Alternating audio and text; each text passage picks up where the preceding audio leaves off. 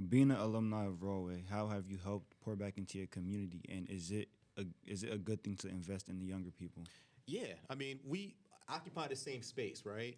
So if you want your community to be safe, then you have to make sure that the people who are surrounding you have something constructive to do with their time, right? You can't ignore people and just focus on doing you because, if you just focus on doing you're leaving your environment to, just random luck, right? So I do my best to control my environment by trying to provide opportunities for people to live the life they want to live, so they don't interfere with my life. One of the things that I've done that I'm most proud of, and I spoke about second chances earlier in this podcast, is I put together a couple of free expungement clinics. What is an expungement? An expungement is the ability to clear your criminal record after you pay your debt to society and after a certain amount of time has passed, and you've been able to prove that you've been able to stay on the straight and narrow. The reason why I find that important is because when you have this record or the stain on your name, it prevents you from certain job opportunities. It prevents you from certain living situations, and it also impacts your family, right? They say that having a criminal conviction on your record can prevent you from earning an extra $30,000 to $40,000 a year because you're forced to take certain type of jobs. Now, if you think about that, $30,000 a year in someone's working lifetime. Let's say someone works 30 years, and that's a little amount of time. Let's just say you work 30 years. At $30,000 a year, $33,000 a year that you're missing out on, that's $1 million in someone's working lifetime, right? So that impacts not just yourself, but it also impacts how you raise your family. If they go on vacation, if they live in this particular zip code, it impacts so much.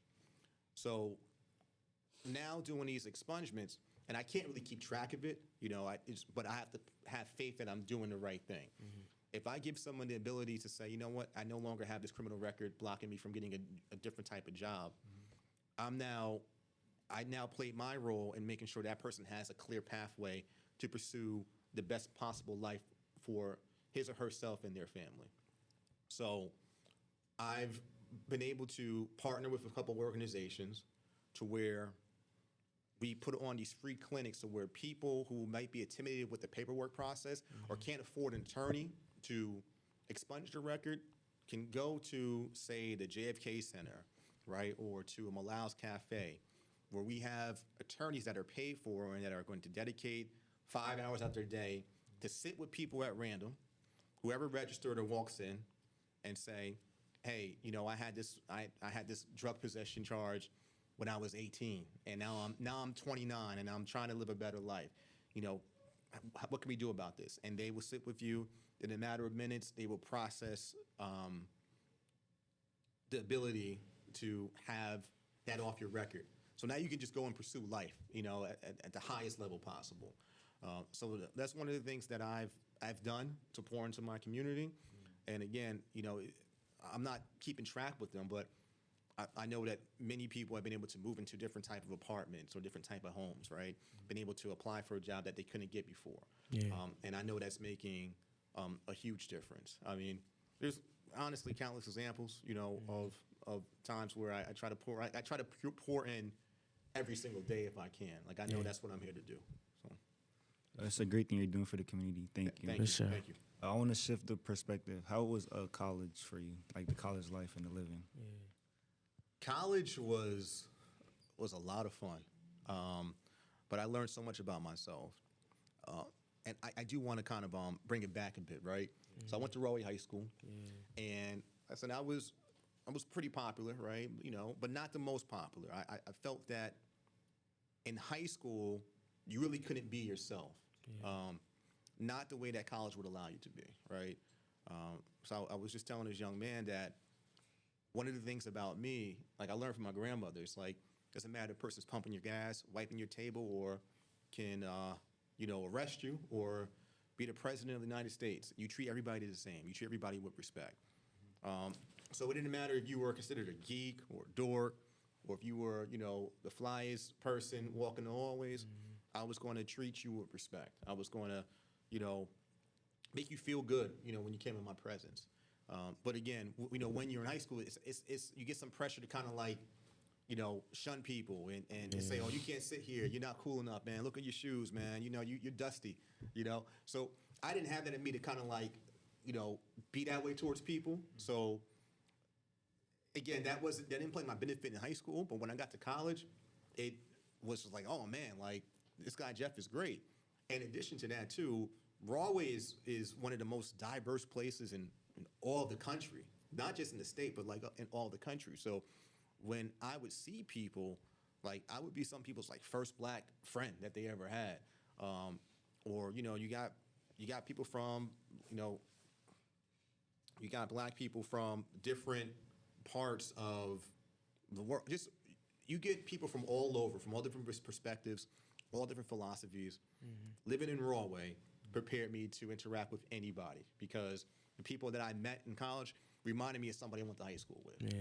So I did exceptionally well socially in college. I've, you know, was our school's version of the homecoming king. I have made lifelong connections, and yeah, it just was a great place to be. I mean, for so many different reasons. Obviously for education, but I learned a lot of different soft skills. And I got my first job as, you know, outside of college, working on a Barack Obama presidential campaign, which pretty much set my career path altogether. It was like the first thing I ever did after college. So there's so much to be grateful for. And I mean, college isn't for everybody, you know, but I see if you could afford it to check it out, you know, go for it. I think it does a lot for you, if not education-wise, just like socially, you know, it's just, it allows you to open your mind to different possibilities. And, you know, if you have a hard time finding your tribe, you'll find your tribe in college. Did you face any challenges growing up as a person of color, like socially, did being a person of color stop you from being your full self in college? I think when I mean, all right, so that's a very interesting question, right? Because it's my philosophy for myself isn't rooted in the truth. The truth is that it's hard being a black person, a dark-skinned person, you know, anywhere on the planet. You know, there's people in different parts of the world that are literally carrying umbrellas to protect themselves from the sunlight so they won't get tan, right? Being black, being brown is frowned upon in so many places in this world. Life is hard for people. I mean, it's just for black people for so many reasons. So I recognize that. I know that to be true, you know. Have people treated me differently because I was black? Sure, maybe. You know, I've been called out my name before. I mean, I've dealt with things, but at the same time, I don't buy into that. Yeah. I don't believe I'm inferior. As a matter of fact, I feel like I have a certain type of armor to deal with adversity, right? And the moment that you start to accept like it's like going on a basketball court, right? Like if you go on the court thinking you're going to lose, you're going to lose, right? Sure. So I can't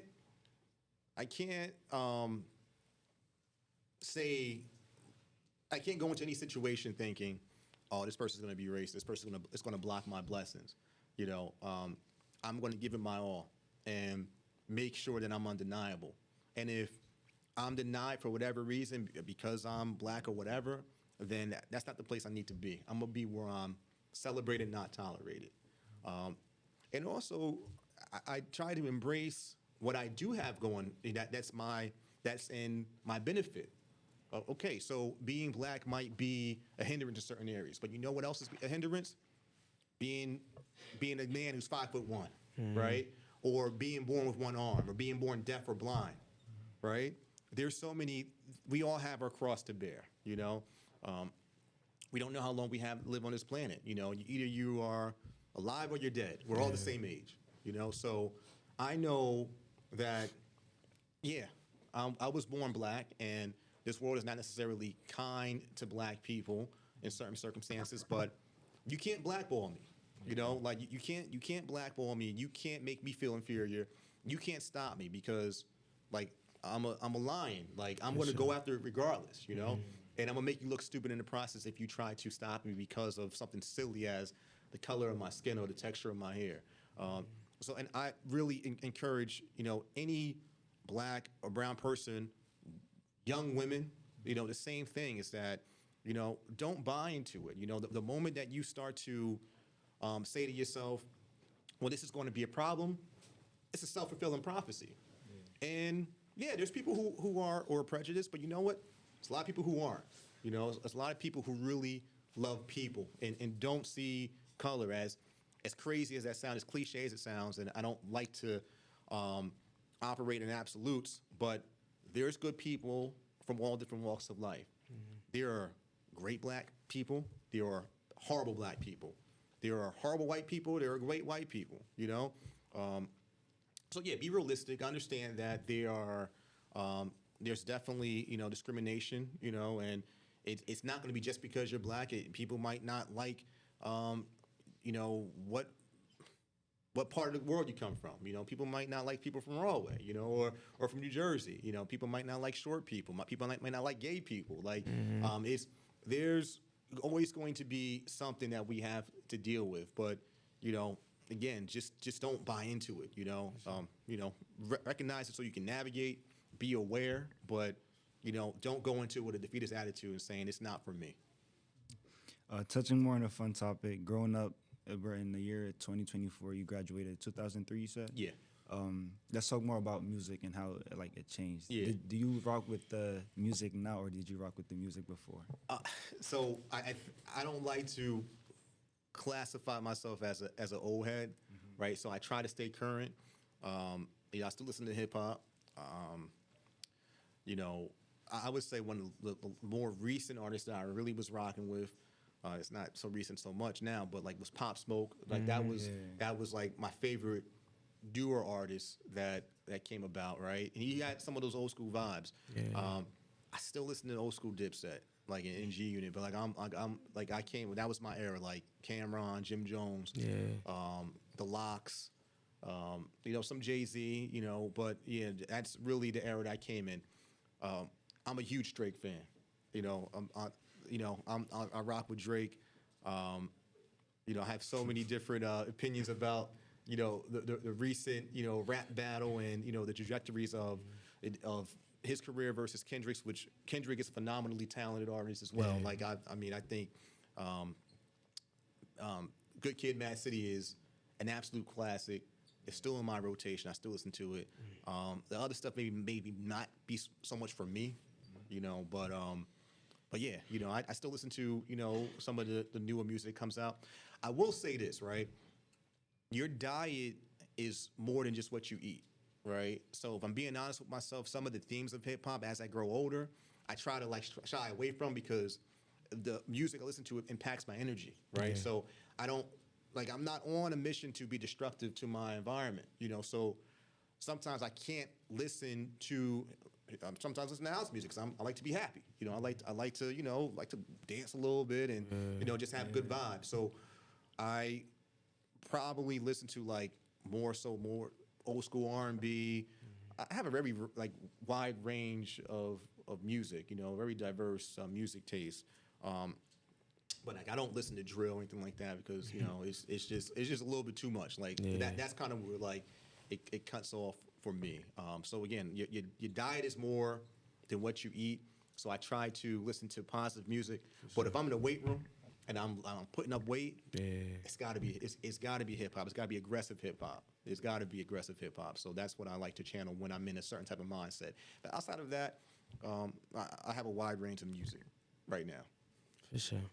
Touching more on what you said, I agree with you. I feel like the type of music you listen to does speak volume, because if you listen to drill music, like certain like violence and gang violence, I feel like it's gonna like it's gonna show in your character. You might think it's just it's music, it's lyrics, but the more you say it, the more you sit, you don't know. The next day you're gonna start acting like you're a thug whole time. You're absolutely right. Whole time you're destined to be a businessman. You're destined to be a businesswoman. You're destined to be a stepping stool for the next generation. Yeah, and it's a good thing. It's a good thing you said that. Yeah, I listen to podcasts now, honestly. Like most of the time when I'm in my car, I got YouTube Premium. So like, I'll literally listen to something and hopefully like on a long trip, I'm learning something, you know, because time is precious, right? So I don't need to hear the same song for the 100th time. I'd rather be taking in some new information. So even so much of the case now is I'm ingesting more information rather than music. Music is for the gym for me, really. Yeah. My last question for you is: what advice do you have for your younger self, and what advice do you have for the students of Rahway High School? Okay. Yeah, I mean, I would just say, Jeff, you've never been an idiot, you know. Keep being yourself, you know, don't let anybody change you. It's okay to be nice. It's okay to have your pure heart. Sometimes, it's better to fit out than fit in. Yeah. And there's enough of everybody else, but there's only one you. So, just keep being you. But also, take life serious. Don't take yourself serious. Don't be sensitive. If someone doesn't like you, it's okay. There's 7 billion people, other people on the planet that can appreciate you.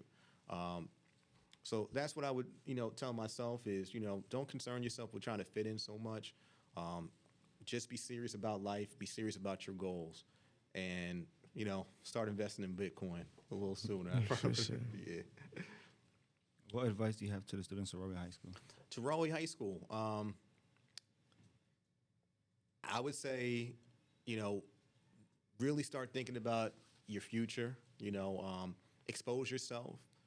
As great as a place Rahway is, the world is bigger than Rahway.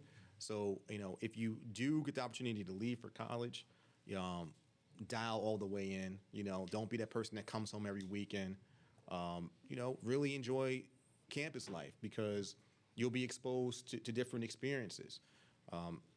That's what I would say. And, and it's cool to be from Rahway because Rahway is incredibly diverse. When I was in high school and when I came up in that era, everybody wanted to appear tougher than what they were. Mm-hmm. So if I were to leave the area, people ask me where I was from. So I'm from Eastwood, from Elizabeth. Like, I wasn't even appreciative of Rahway and everything it had to offer. It wasn't until I got to college that I realized, oh, wow, like, Rahway is a special place. Mm-hmm. So yeah, just embrace that. Embrace that this is a great place to grow up in. But when you do leave, and you can always come back. But when you do leave, just really dive in head first into the experiences that life is providing you. You're not going to find much just staying at home doing the same thing you were doing when you were 17, 18 years old. Also, high school can't be the best part of your life. Yeah. They say the lowest frequency of conversation is remember when. Mm-hmm. So I'm not sure if you guys get that, but one thing that I've seen is like if I come across someone I went to high school with and they're talk to me about high school, yeah. I'm just all right, man. I can't really stay around this conversation too much. I don't care who won best dress or who was most popular in high school. It's like, what are you doing with your life now? You have to make the rest of your life the best of your life. Like I'm more focused on ideas versus gossip or what we were doing 20 years ago. Mm-hmm. So I would also just say involve yourself with forward-thinking people and people who are focused on the future, not focused on petty little things or the past or what took place in high school. Thank you. That concludes the podcast, the Rahway JAG 1-1 podcast, and I want to speak on a few things I took away. It's okay to dip your toes in different water, and if you don't like it, do something else. It's okay to stand out. It's okay to not fit in. It's okay to stay true. It's okay to stay true to yourself and be who you are, and it's also okay to put your voice out there and make sure you're heard and known because, the worst thing that could happen is a no, and if it's a no, keep trying until it's a yes. Yeah. For sure, I agree. And one add-on is I took away don't care about what anybody think. Mm-hmm. For sure. Yeah. Well, listen, you guys pulled up a few points. If you guys just take away one thing, it makes this whole interview very successful. So it was a pleasure. I really appreciate the invite. I feel great about our youth and the direction that you guys are going into, man. I have a lot of faith that you guys are going to be outstanding young men and leaders in the space. And of course, like I mentioned before, but I really mean it, if you guys ever need anything that I can do for you, you can always reach out. My number is public. It doesn't just go for me, it goes for, Coach Bunyan. I mean, there's a lot of people who want to see you guys be successful. Don't be afraid to tap in. Don't be afraid to ask for help. Don't be afraid to ask for advice. It doesn't just stop for us once you graduate these high school walls. We want to help you. And in return, we just pay it forward. And when you get in a position when you're successful, when you have knowledge to share it. We're obligated to share the knowledge. We're obligated to help each other and do the same thing for the next young man and next young woman. Thank you. Thank you. That concludes the Rahway JAG 1-1 podcast, episode 4.